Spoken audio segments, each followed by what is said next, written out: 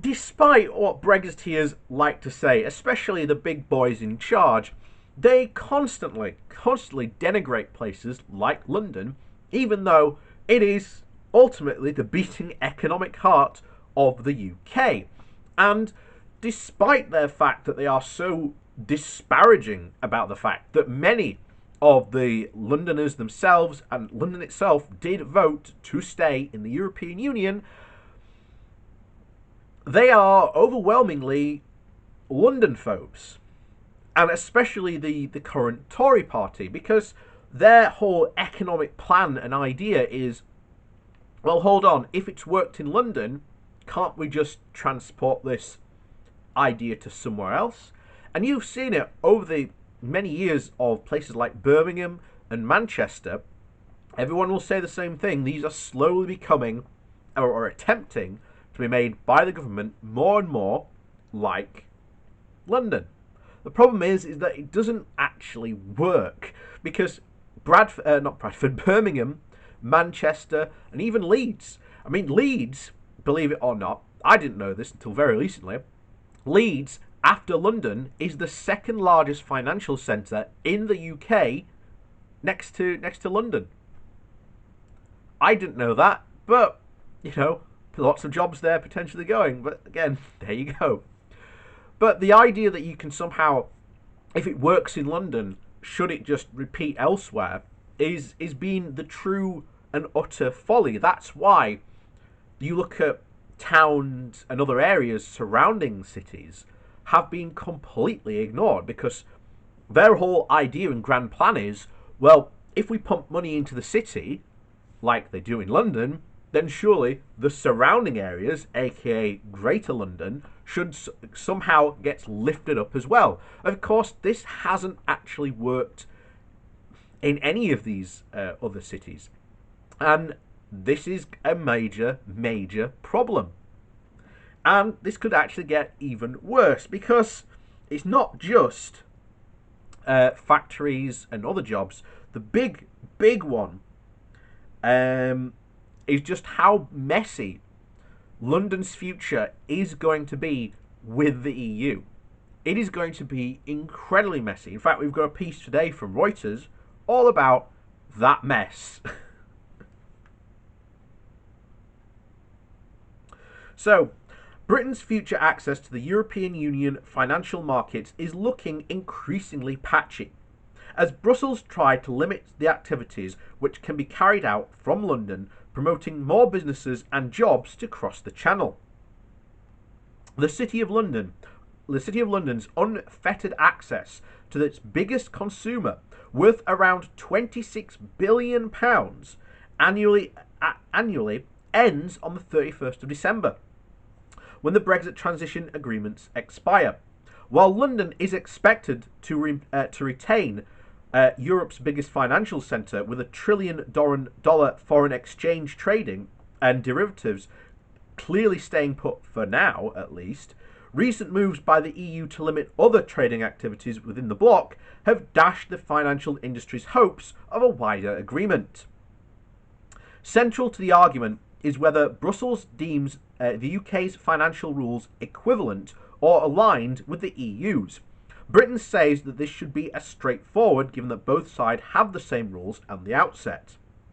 But last month, Brussels said that it wouldn't allow banks in London to offer wholesale investment services to EU investors, piling pressure on the city to shift more activity to continental hubs. Firms need to carry on doing their no-deal planning.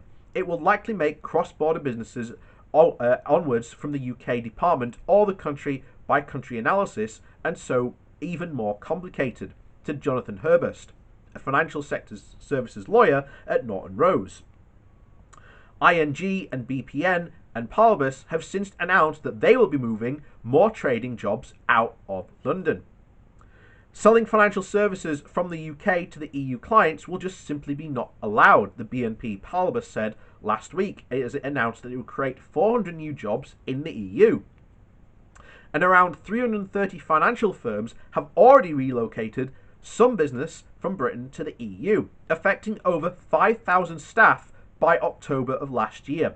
just ahead of the COVID-19 influence that caused the pause. Said the new financial think tank. The Bank of England weighed in on it on Thursday, warning that Brussels move risk disruption to cross-border banking and derivative trading come January, even if equivalence in other areas was actually agreed.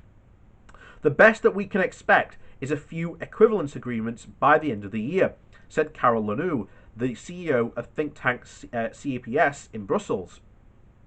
Another big unknown is whether the EU investors can continue trading EU-listed shares on platforms run by Jacob and Turquoise and Aquis in London, rather than on the platform inside the bloc.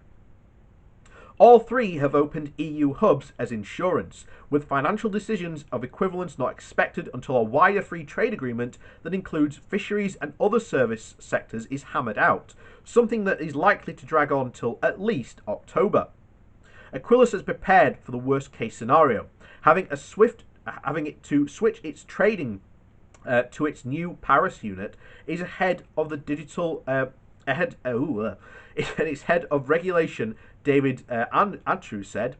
The European Commission, which wants to deepen the bloc's own capital market, said the EU would grant access when it is its own interest to do so.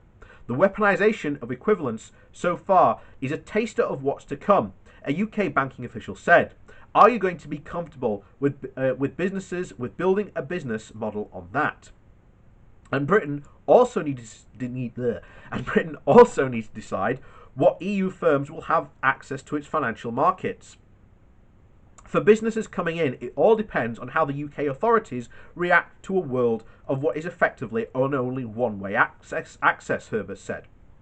Britain's financial ministry has said that it is ready to reach a comprehensive findings of equivalence as soon as the EU is able to clarify its own position. But Conor Loyan, the capitalist markets and Brexit director at the banking lobby UK Finance, said that lenders should focus on getting match fit for Britain's updated regulatory regime, which weaves EU financial rules into UK law to avoid snarls next January. The industry continues to plan on the basis that there will be a minimalist approach to equivalence decisions, he said. And that's just the financial sector, and every single sector is currently in the same way. I mean, you have a situation at the moment where you've got the chemical industry. When we leave the EU, we are currently regulated, all the chemical industry is regulated by an EU body. Come January, there is no such body that exists in the UK. So even, let's say you bring over equivalency and the UK decides to copy and paste the laws, there is actually no one to enforce those laws.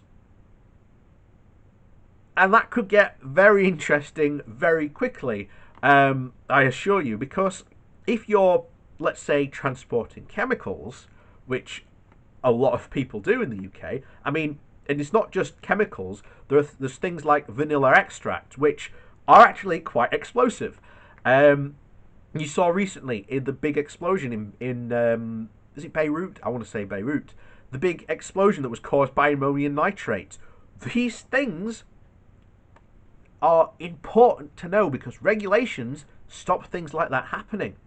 One of the things that I don't know if you've seen it, but one of the things that is coming out is the fact that there was a regulation that had been removed last year about checking warehouses for safety and contents of the warehouses to make sure that they were still safe. That regulation got removed apparently, from what at least as far as I know.